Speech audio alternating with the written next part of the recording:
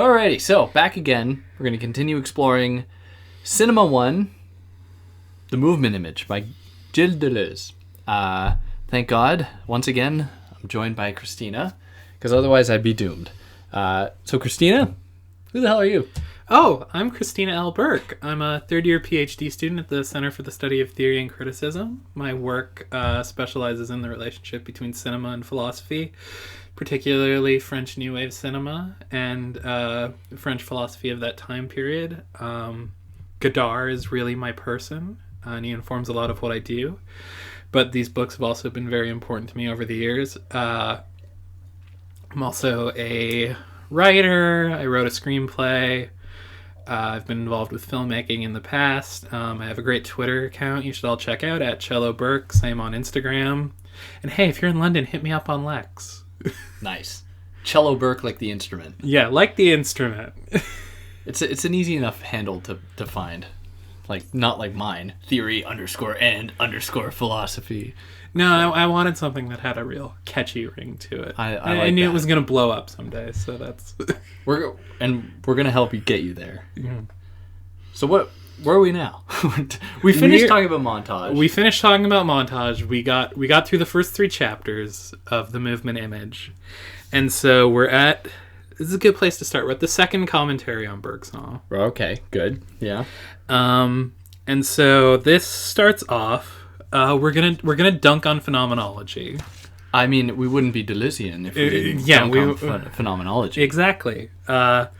So Deleuze kind of makes this claim that phenomenology has a very ambiguous relationship to cinema.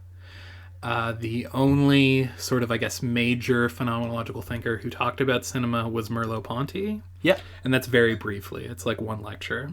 Sure. So Sartre, Heidegger, etc., they don't talk about cinema at all. Yeah. And so Deleuze is kind of like, why is this? Or what's wrong with cinema that they're not thinking about it? Yeah.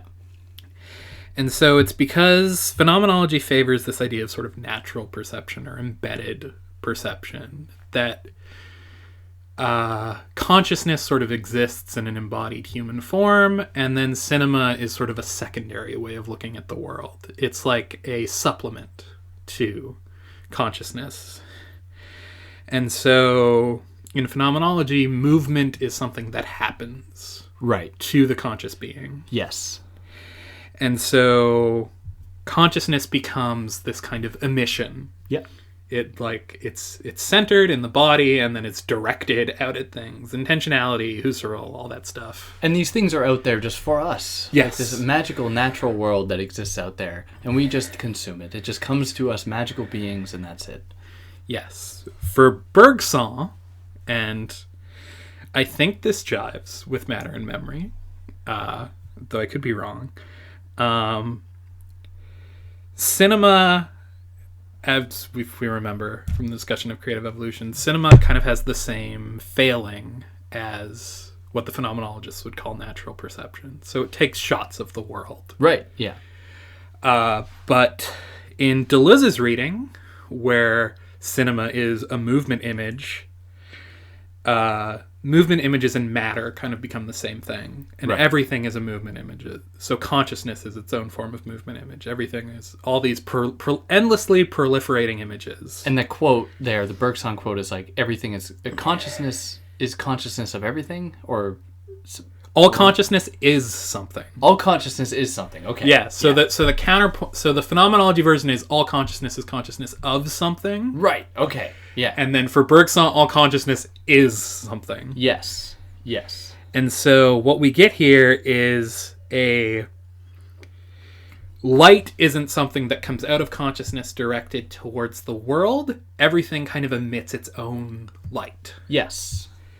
And yes. they're picked up on each other, so that they sort of reflect one another. Mm-hmm. And moving into the next section, we get into this idea that he doesn't really say, but there is in sort of what we could call the subject or the viewer, there is this blank screen that's going to reflect things. In an interview with Cahiers du Cinema, Deleuze will be a lot more direct and just say the brain is the screen. Okay. So brains are, looking at it this way, kind of like where images are going to be projected onto. Right. Okay. And I think this is a helpful way of thinking about it, is that there is this receptive surface that is the human subject, for lack of a better term, for these images to be projected upon. Right. So it's not as though this human has like almost full command over what it is they're taking in and understanding. They just see the world and they just decode it. Yeah. No, they are themselves this thing upon which the world kind of puts itself. Yes. And this is Bergson. That's Bergson. Okay. This is in Matter and Memory.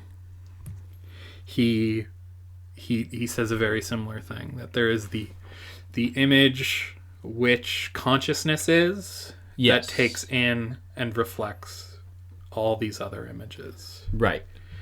But it's one image among many. It's not as if there's a privileging of any images here. Yeah, yeah. So the privileging ends up happening in the interval that sort of is created in cinema. The selection of certain images to show instead of others. And so this is kind of a decentered subjective perception. Like the camera consciousness sort of puts intervals between images to capture specific moments. So it doesn't capture everything, it captures specific things. Right. And so perception leads to a kind of reaction. When something is perceived, it changes. The thing changes when it's perceived. Yes. Okay. And so this is a kind of like sensory motor schema. We're getting into that thing now. That's going to be important. So when you perceive things, it does a virtual action on us. We become aware of all these different possibilities, but it also does like possible action on things, so they're able to react in certain ways. Right. Yeah. And in between perceiving and acting, we have something called affection. How is affect different from phenomenology? Oh, I need that question to be expanded upon before I can answer it. Okay, well, because it seems to me like Deleuze is pretty skeptical of what phenomenology might offer, especially if we're going to consider something like the cinema. But whereas I see he's committed to the idea that there are affects, there are things that operate upon one another, but he doesn't want to give that over to like a phenomenological explanation. Is that because phenomenology affords too great a place to like this subject that is just like experiencing the world? Yeah, he's really at pains to distinguish between affect and emotion. Okay. So a consciousness directed towards affect is going to produce emotion. Okay. Yeah. Whereas an affect on its own is like that virtual emotion, that emotion in a virtual or pure state. Okay. It isn't yet directed or actualized in a form. It is just affect. Yeah. Outside us, asubjective. And so that's where I think he departs from phenomenology, because phenomenology would always be, we're feeling in response to things. We're conscious of an affection taking hold of us, and it becomes feeling. Yeah. Whereas Deleuze wants to talk about it in that pre-conscious state, when it is still kind of unfiltered possibility. Yes. Okay, good. And so we get the three aspects of the movement image: the perception image, the affection image, and the action image. Yes. And as soon as Deleuze introduces these three things, the last section of this chapter, here's how you get rid of them all. Yeah. Here's how you blow them all up. Yeah. And he uses Beckett's film starring Buster Keaton as an example. Right. And Deleuze has written about film multiple times. He writes about it, I think, in essays Critical and Clinical. And it's a very it's a very interesting summary of how film pushes each one of these terms to sort of an extreme where it breaks down. And the point where it breaks down each time is sort of where it becomes self-reflexive, when it begins to think about itself, when it gains an awareness of itself. When it arrives at its limit point? Okay. So the question he asks in this section is, how do we rid ourselves of ourselves? Right, okay. And it involves a kind of stepping outside. How very Deleuzian. Yeah. And so that's where we're going to go when we get to the time image, is we start being outside of the things we're engaging with. We're reflecting, not especially self-reflecting. Yeah. We're not just participating or acting. Okay. But that will be later. He just wanted to show that he could break the idea he came up with. Yeah. And it is a good idea. I mean, I was reading this, these three different kind of movement images. I was like, oh, man, yeah, you got a point. You got a point. Yes. You got a point. But yeah. Yeah, we'll get there. We'll break them down. Yeah. Before that, I guess it's another interesting formal thing he does where he identifies each type of image with a certain type of shot. So, perception images are long shots, close-ups are affection images, and medium shots are action images. Yep. And he gives each one a genre. Of course. The Western is, of course, the domain of perception, film noir, the domain of action, and Carl Dreyer as the affection, which I think is really fun. One guy. Yeah. The Passion of Joan of Arc is the affection image. Yeah. But yeah, and these images are going to be made by editing, by montage. Right. And he says that, and this is on page 66, he says that essentially we are only an assemblage of the three images. So while, like, he does say, this image belongs here in this school, or this person, like this, they embody this, or they really represent it. He also says that they, can come in and out of various different, film schools, film directors, anything like that. And that, you can't just say that there's one, like, this is the affection image movie, and that's it. Because, as we will come to see, the affection image gets undone as soon as we start to kind of problematize these narrow terms. Yeah, I also think with the affection image especially, it's going to be our way out. Okay. Of the movement image completely. Right. And we'll talk about that when we get to the end. But it's very much that, like, yes, all movement images are made up of these three things. Whenever we discover a movement image, we're discovering all of these things along with it. But there are certain ideal types, I guess you could say, or signs of best fit, or something like that. So, chapter 5. The perception image. Yes, and this starts with one of my favorite parts in the book, because it's such a, just like, Deleuze has no time for point of view shots. Okay. Yeah, that's, he doesn't really talk about that. No, he doesn't like it. I didn't think about that. He talks about how the difference between objective and subjective images. Right. And he basically says it's constantly in flux. But neither of them are really talking about point of view shots necessarily. No, I think he gets to that a little later. I think I might have jumped the gun. It's in the affection image where he really gets he gets mad about point of view shots. But or I got mad on his behalf. One or the other. So basically what he's going to borrow from Pasolini and say that cinema kind of operates in a free indirect discourse. Okay. And that the cinematic cogito, he borrows pretty explicitly from Descartes, is that there's no subject which acts without another who watches it. Okay. And so there's always a correlation between a perception image and camera consciousness. And he calls this kind of correlation a ditch sign? Right. Yeah, I don't to know use what the that purse term. I wrote all the purse terms down. Oh my god, yeah. So I'll bring them up when they come up, but purse is really not my area of expertise. Yeah. But he calls this a free indirect proposition. Yeah. So, free indirect discourse, just to explain it briefly, Pasolini writes this article on literature talking about Italian and Russian literature because they have very specific dialects. Yeah. So an author will write in maybe the general sort of proper Italian, but then there will be a sentence expressing a character's thought in dialect. Sure. Yeah.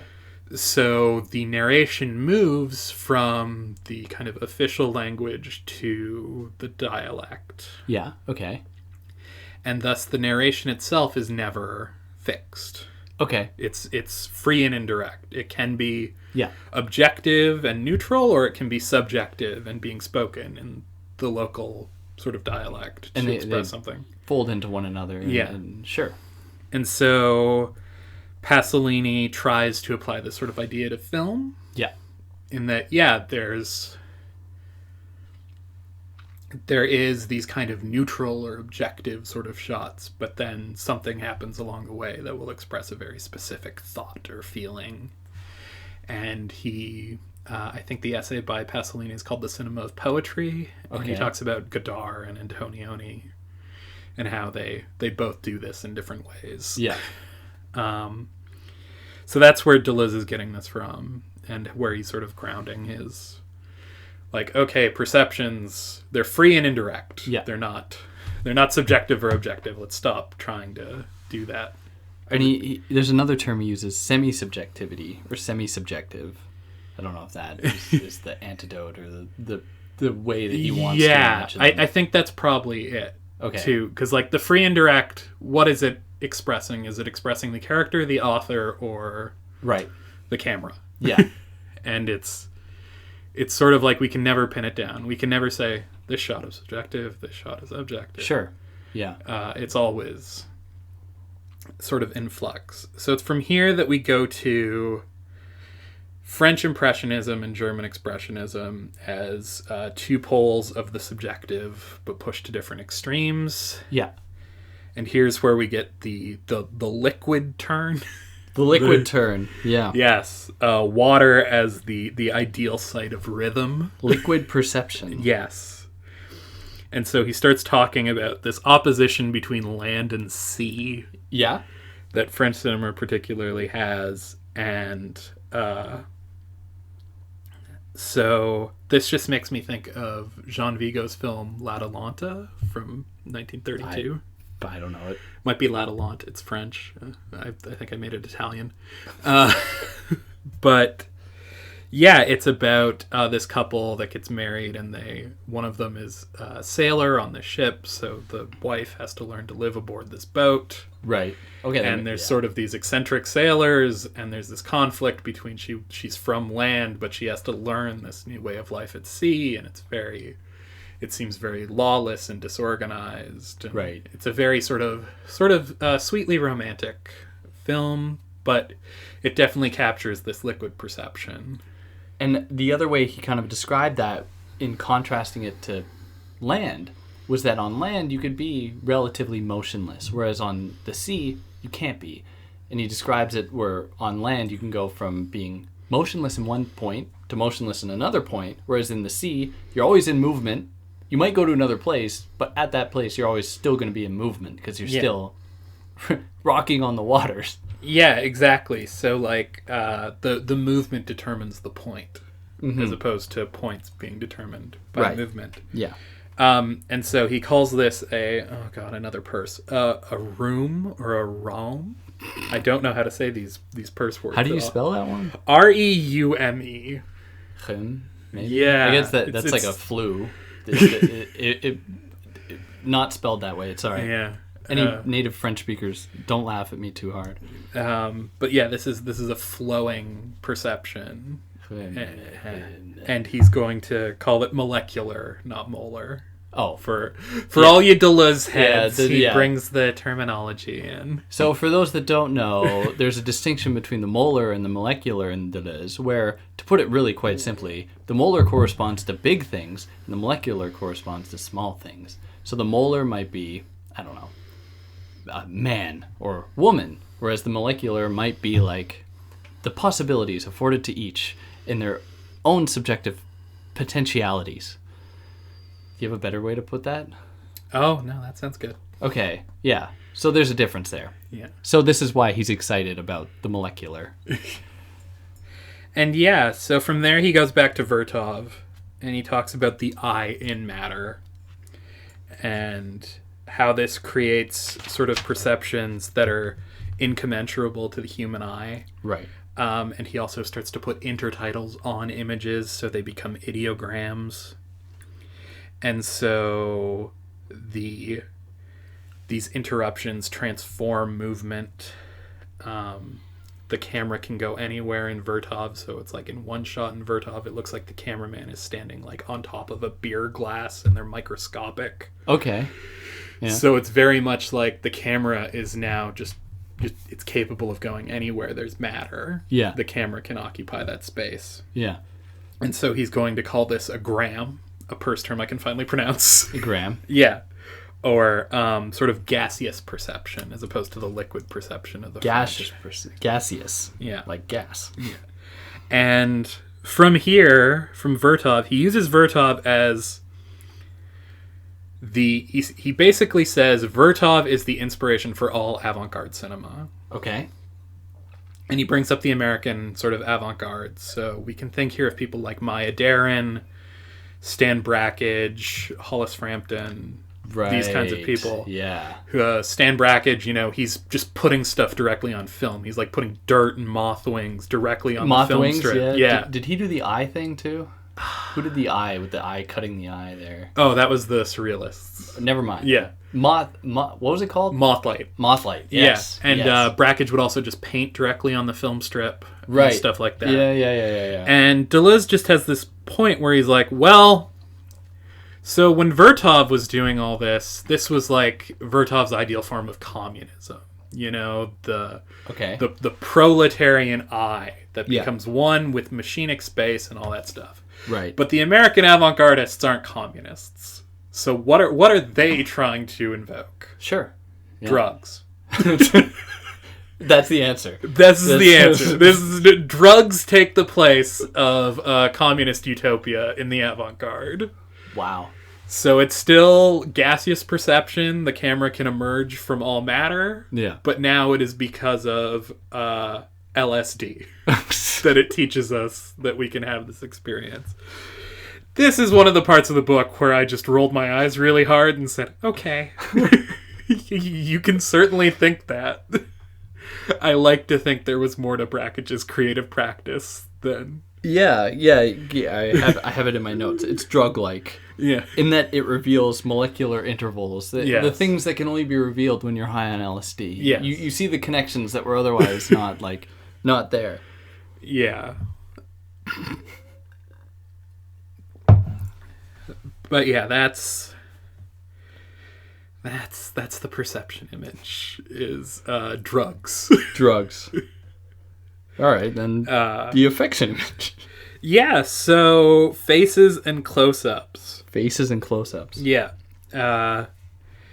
Affection images are components of all images, and he talks about the clock face. Right. And how we see a kind of face in the clock, even though it's not really... it doesn't have the same qualities as a face. Right. Yeah. It gets faceified. And he begins talking about sort of the elements of the close-up. They express like admiration and desire. Yeah. Wonder. And so there's the poles again, intensive movement versus reflection, power versus quality. He has that table of values on page 90 that I'm not going to recite now. Table of values. Yeah, the Yeah, sensible nerve, motor tendency, immobile receptive plate, micro movements of expression. Oh, yes. Okay, yeah. I feel like he is just giving birth to affect theory. Right, yeah. Right now. And this comes out of the two poles of the face. Yeah. Right? So this is more poles between power and quality. Yes. Yeah, this is going to found an entire discipline. I have no idea how it does it. I read these 2 chapters on affect, and I'm like, this became a whole... Affect theory sells. What happened? Yeah. Yeah. So I found this really confusing when he was talking about how a close-up of a face de-individuates the person to some extent, or how the close-up in what I wrote down, the close-up does not perform a close-up of a face. A face is already a close-up. The camera instead only does a close-up of its own face. Am I on LSD or? You're gonna have to repeat that last part to me. The close-up only does a close-up of its own face, or the camera only. Give me your book. Yeah, go for it. I'm gonna be that person on my version. I think this is the same one. Or actually, no, better yet, I can bring it on mine. I was on crack. I explained the close-up and the face. What happens with the close-up and the face? Please, Sure. Christina, save me. Sure, just let me double check I'm not jumping ahead to Bergman, because that's going to be the easiest way to think about this. Or okay, yeah, let's actually talk about Pandora's box and the knife. The Jack the Ripper knife. Right, yeah. Okay. Yeah. So what sort of happens there is the knife itself in close-up represents the possibilities of violence that could take place. The close-up of the knife has this affection, but it is not those violent qualities. It just signals those to us. This isn't where he talks about like the light reflecting off the knife. No, Yeah, that's later. Okay. Yeah. All right. Soon. And so at the same time, we see a close-up in that sequence of Jack the Ripper's face as he looks at the knife and he expresses this hideous desire. Yeah. And so what Deleuze wants to say is that the close-up isn't communicating something about character. It's not giving us narrative information. It's giving us this pure affect. Yes. Okay. And so what's being expressed is a power or a quality through the face. And so when we see a close-up, the situation sort of melts away. The bigger situation, the bigger picture goes away, and we're just given the face. Yeah. And the face on its own is purely affective. Right. Okay. I imagine Deleuze would say if you paused, say, a medium shot and zoomed in on someone's face, this would also be like discovering an affection image. I would assume so, but but the director didn't intend that, and therefore, what would that mean? Right? If we manipulate the image to produce an affect or to produce this close-up, what then happens? Is that really, are we talking about cinema at that point, or are we talking about something new? Because that's a really good question. I think taking Deleuze as broadly as possible, all faces are capable of being affection images at any moment. Right. So why if you limit yourself to the face. Yes. But of course, normally anything. They're part of bigger situations. Yeah. And so he's going to talk about expression and lyrical abstraction here. Lyrical abstraction is a made-up genre. This isn't a thing. This is where I begin to partially lose my mind, because the this lyrical abstraction that he talks about. He uses Joseph von Sternberg as an example. You're right. Sternberg is an American silent filmmaker who goes to Germany, meets Marlene Dietrich, and brings her back to America, and makes a bunch of Hollywood films about Dietrich. And he's a very sort of ironic filmmaker. The movies are usually about Dietrich subverting or ruining a man's life. And that sounds really stereotypical and bad, but I assure you these films give her a lot more subjective agency than it sounds like. Do they? Yes. The Devil is a Woman, despite the title. Incredible film. I kind of like the title. The Devil Wears Prada. I don't think it's a reference, sadly. And so he draws a distinction in Expressionism. We've talked about it. Light and darkness, extremes. Lyrical abstraction is translucence. And I see where he gets this from in terms of the fact that Sternberg's movies are full of curtains. Oh, okay. And Dietrich's face sort of hidden behind veils. Yeah. And things like that. So it's very much like... it's the translucence comes through. He's also a very layered filmmaker. There's depth really matters. The image is always like being cut off from us slightly. So I see where Deleuze gets this idea of translucence. I don't know where he gets the term lyrical abstraction from, and I don't quite get it. And we can talk about this more later when it comes up again. But he contrasts it with Expressionism. Sure. And I think the thing to note about lyrical abstraction is just the way, instead of Expressionism, where you have shadows created by darkness, here shadows are a consequence of where the light stops. Yeah, okay. Yeah. All right. So where light doesn't reach is where shadows emerge, but it's not like the Expressionists who are working with chiaroscuro. Yes. Deliberately. So, and I can't remember how he gets to there talking about the face. Somehow. We don't need to talk about it. He gets to this. And then, okay. Yeah, no, it's the third part where he gets onto faces aren't partial objects.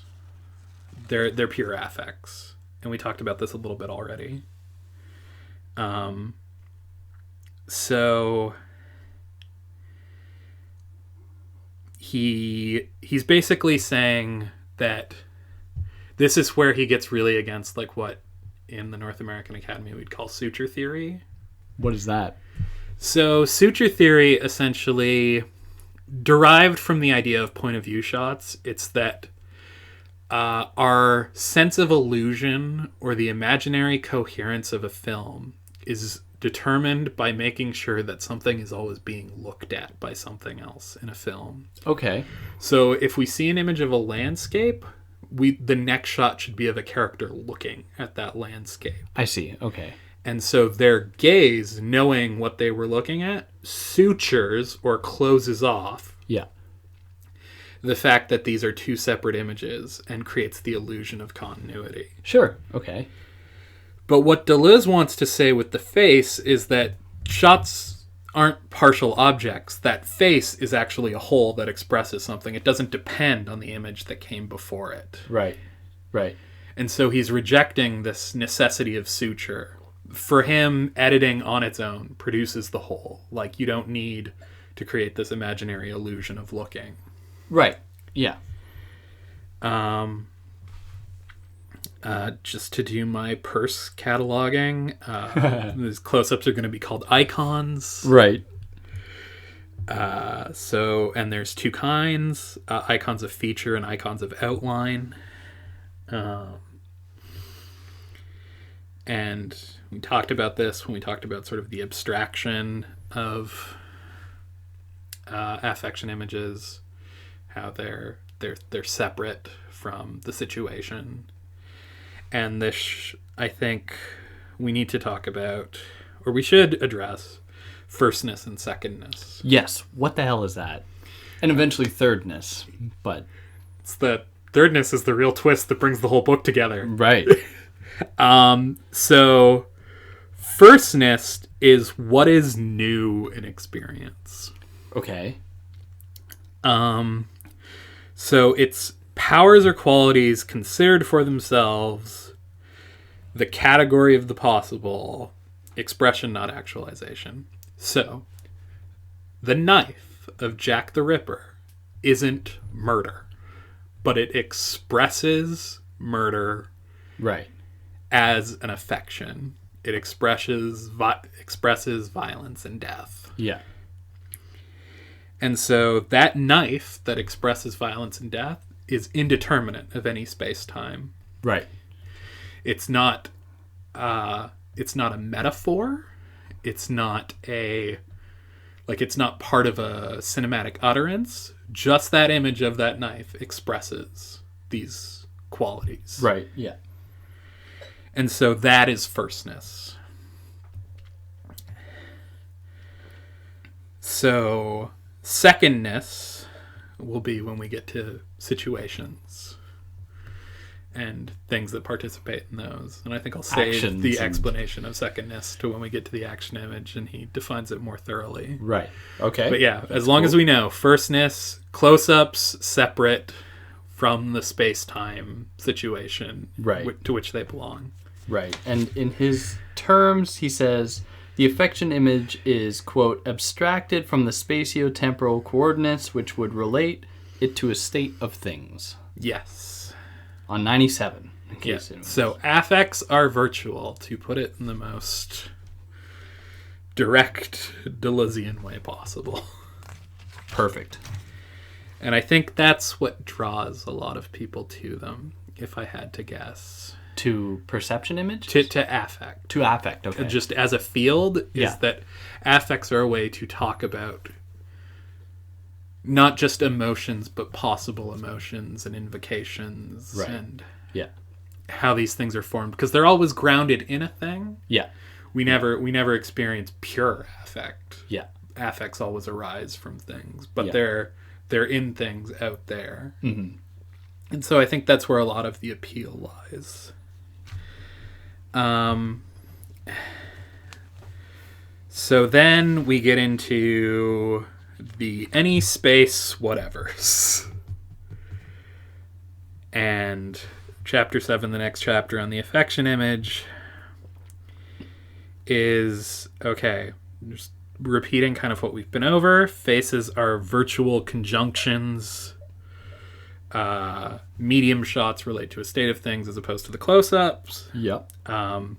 There's one point where he gets very Aristotelian and scares the crap out of me, where he says the face is the hyla, to which the director adds expression. Okay. We'll take it. Yeah. So, yeah, again, close-ups, singular function. He says they turn like planets. I remember that line, the face is always turning. It's turning away from us as we turn towards it. Yeah. This is its sort of individual quality. And, yeah, I think here...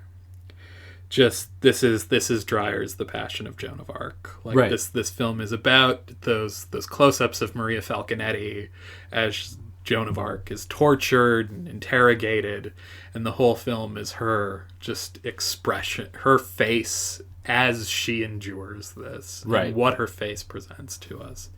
And it's never something. The movie never gives us an intertitle saying Joan is. We're just always given this pure affective state of this woman, this incredible actress, and I think her only film performance. So, okay, I was going to ask you about a modern film or filmmaker, Nicolas Winding Refn, where he's obsessed with close-ups on faces. Mm-hmm. He's not the only one, but I'm interested in him because the faces that he's interested in, and he did films like, I looked at the computer as I was talking, like Drive with Ryan Gosling, or Only God Forgives with Ryan Gosling, or Valhalla Rising with Mads Mikkelsen. Mads Mikkelsen, the Pusher I'm mad series. about Mads. Are you? Mads Mikkelsen's great. He's pretty cool. Yeah. He's pretty cool. Where there are these close-ups, but there's almost no emotion. And I don't know if you have anything to say about that. I'm just curious about your opinion. Yeah, it sounds like if we're using Deleuze, which we don't have to. But it sounds like he's working more in the outline mode than... I forgot what the outline was in contrast to. Hold on. But yeah, I think Refn's sort of the primary affect in Refn is this kind of coldness. Yeah. This kind of indifference. Yeah. At least in Valhalla Rising and Drive. And I think in Only God Forgives too.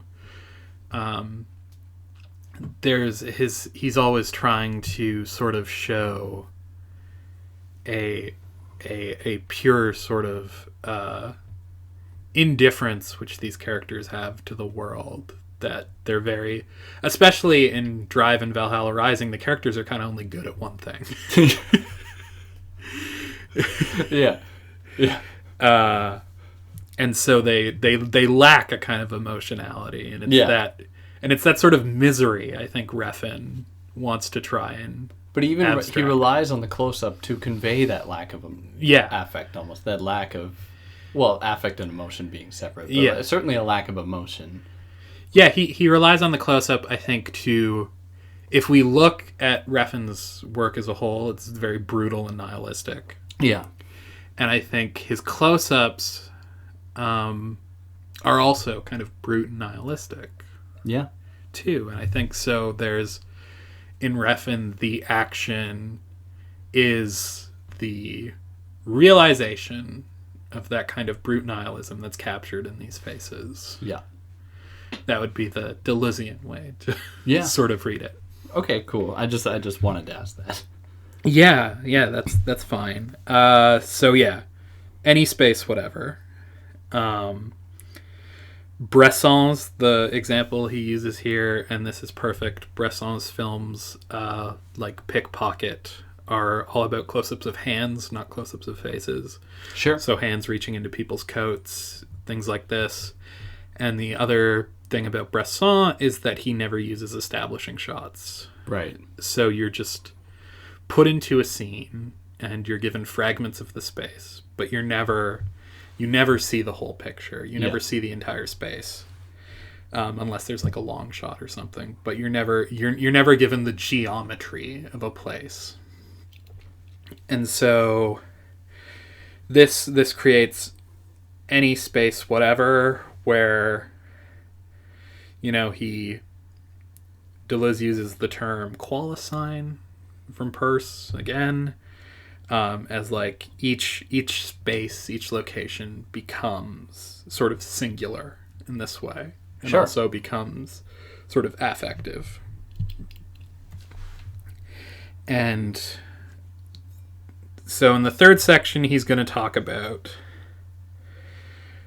shadows transforming any space, whatever. Yeah. And the introduction of shadows produces a depth in the image that makes it also into these kind of singular spaces, and we can look at spaces as being affects. Yeah.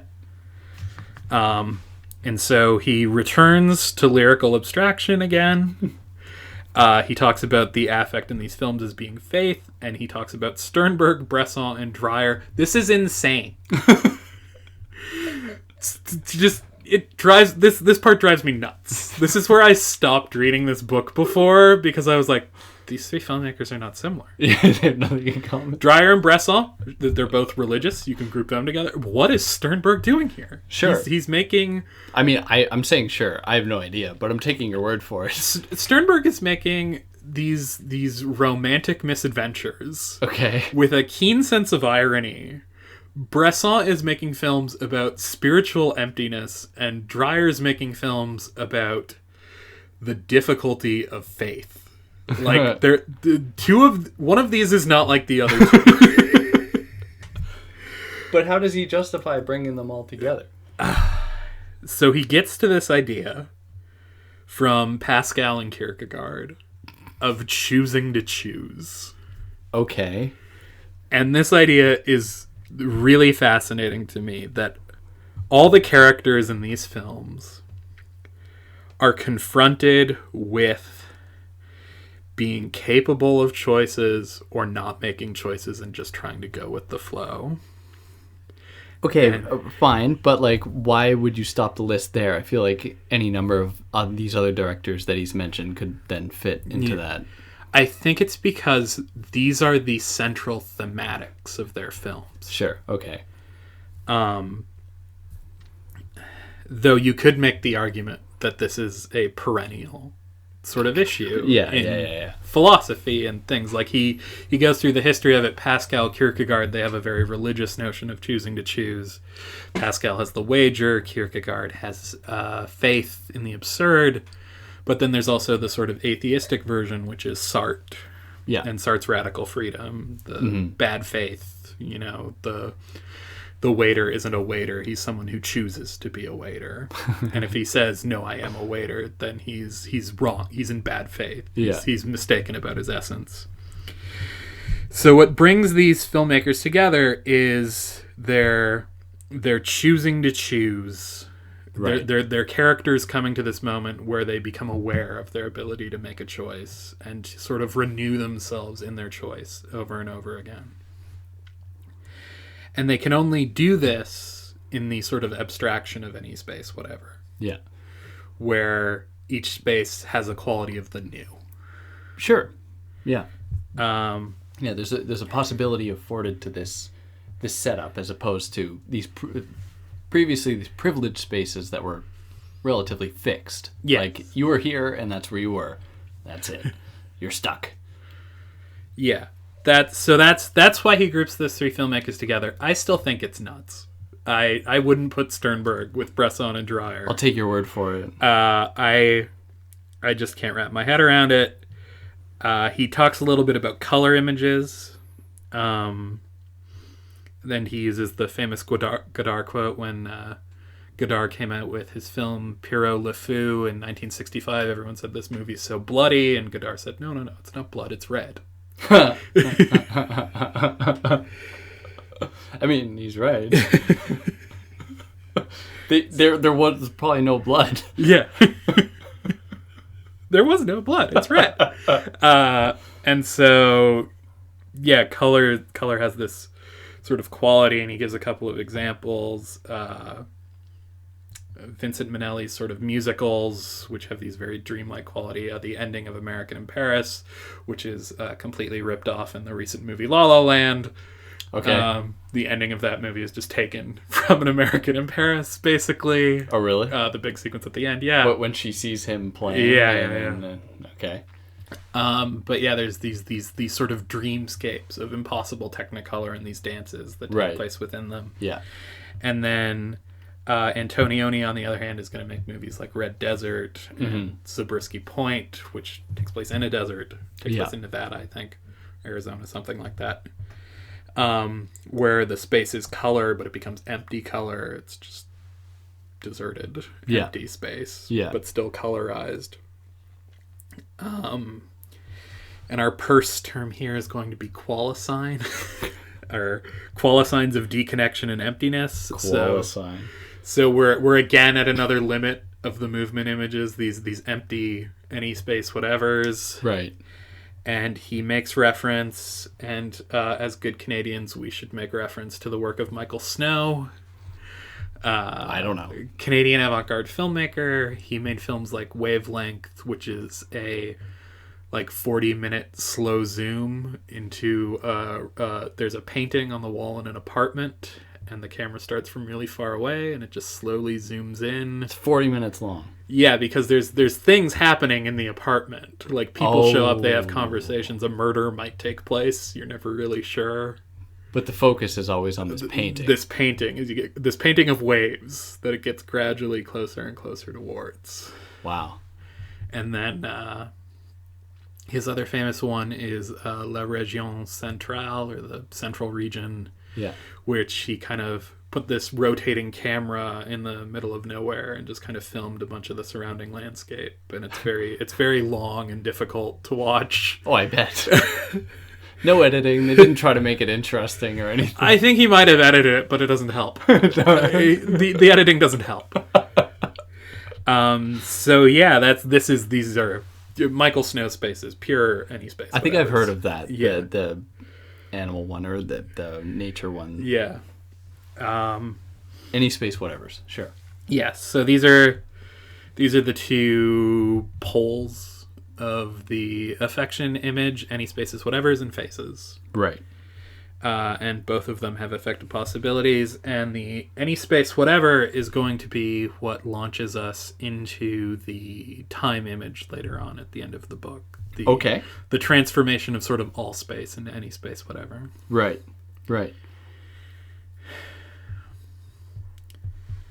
Does that put us into chapter 8? That will put us into chapter 8.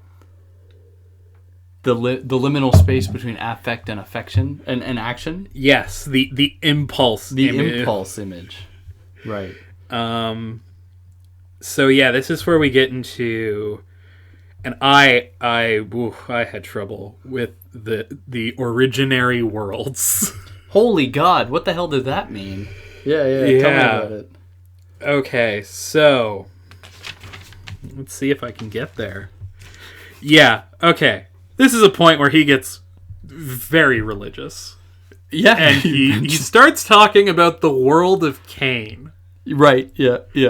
And so the two filmmakers he brings up are Erich von Stroheim and Louise Buñuel.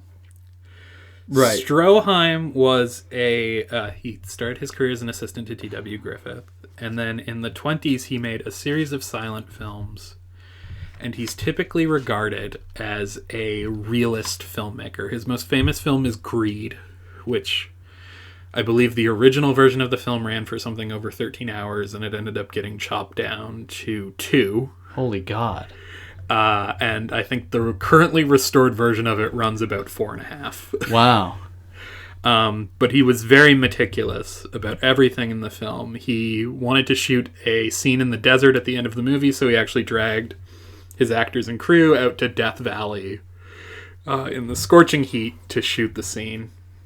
Yeah, I guess. Buñuel, on the other hand, is the director of Un Chien Andalou, The Golden Age, and would direct a lot of sort of surrealist films in the 60s. So these two filmmakers, in their own way, capture worlds of entropy and degradation. And they're on the cusp moving into action image. Yes. They're between affect and action. So they belong to the impulse image. Yes. So in affect, there's something that kind of maps itself onto you or works itself onto you, and it produces maybe some kind of immediate response. Yeah. But then the impulse is like the thing, the action that you produce that you are not aware of. It is not something that you are conscious of this thing, and you're saying, I must do this. It's just something that happens. It's something particular, and it's a fetish. Okay. That is right. That is what he gets at, especially with Buñuel. There's this constant repetition of fetishes. Right. And here's where Deleuze kind of brings partial objects back in. Yes. And yeah, so with Stroheim, these are just sort of entropic. The world sort of ends up collapsing because of the wife's miserliness and greed. Right. She cannot give up this money that she has been libidinally invested in. Mm-hmm. For Buñuel, there's a real intermixing. These repetitive behaviors have good and bad qualities. Yes. And so there's a further division between symptoms and fetishes or idols. Yeah, I think so. Where he says that symptoms are the presence of impulses in the derived world, whereas fetishes or idols are representations of the fragments. Whatever that means. Okay. I'm trying to follow. These are the words I see. Yeah. So maybe just building on Buñuel a little more. because he talks about how Buñuel has good and bad repetition, and we get back to this theme of choice. Okay. Yeah. This very religious theme of choosing. I didn't talk about the religiosity of it with Bresson and Dreyer, but since he talks about Cain here, might as well bring it up. Yeah. Like with Buñuel, one of his most famous films is The Exterminating Angel, where a bunch of sort of bourgeois dinner guests all end up trapped in the same room. Okay. And they can't get out. So in order to get out, they have to repeat the very gesture that got them trapped in the room in the first place. But they don't know what it is. They don't know what it is. How do they get out? Someone eventually does it. They realize that, oh, we need to repeat this thing. And so they organize everyone into place and they repeat the thing and they're all able to leave. Okay. And so they're able to make this choice to repeat and thus free themselves. Right. But then having freed themselves from this room, they all end up going to church and they all end up trapped in church. So if bourgeois decadence didn't get them religious thought will. Yeah. So yeah, this is sort of like Buñuel uses both good and bad repetition. Yeah. He shows that it's possible to escape certain illusions, but not others. Yeah. Basically. And so Deleuze calls this naturalism. Yep. I didn't really get that. And it exists between... Right, so we already said it exists between action image and affection image, where he says that the action image is realism, and the affectionism is idealism, and somehow we land in the middle and we call that naturalism. I'm with you. I have no idea why. Yeah. I have no idea. But it's interesting when he gets to the Americans and he talks about King Vidor and Nicolas Ray. In the films he brings up, one of them he brings up is Duel in the Sun. I guess I wouldn't be doing my due diligence if I didn't mention that Duel in the Sun is more a product of producer David O. Selznick than the director. There were 3 directors on the film. He fired a lot of them. And oh, really? So it was really a producer's film, but King Vidor is generally seen as the one who finished it. Okay. And so Duel in the Sun ends with this sort of shootout between the wife and her abusive husband, and it's very dramatic. But there is this sense of like the desert as this fallen world in Duel in the Sun. And I think the Nicolas Ray example is even better. Like the movie Wind Across the Everglades, which is a weird, obscure movie. It's like Christopher Plummer's first role, and I think he completely disavowed it because he hated working with the director. But Wind Across the Everglades is about these bird poachers in Florida. Okay. And they're sort of like a gang of thugs who have this real intimate community.